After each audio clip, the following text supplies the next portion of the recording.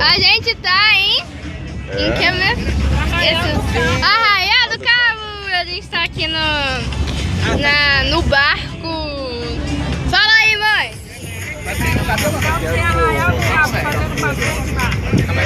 Está muito legal. Estamos andando. Os meninos estão aqui. O Matheus tá ali, a tia Vanessa. Não vai dar pra mostrar. E olha que vista linda. Vamos ver se vocês conseguem ver.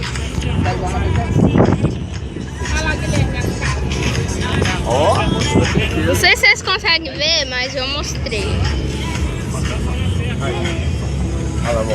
Que tá muito bom. As casas. Mas é por isso mesmo. Calma, tô.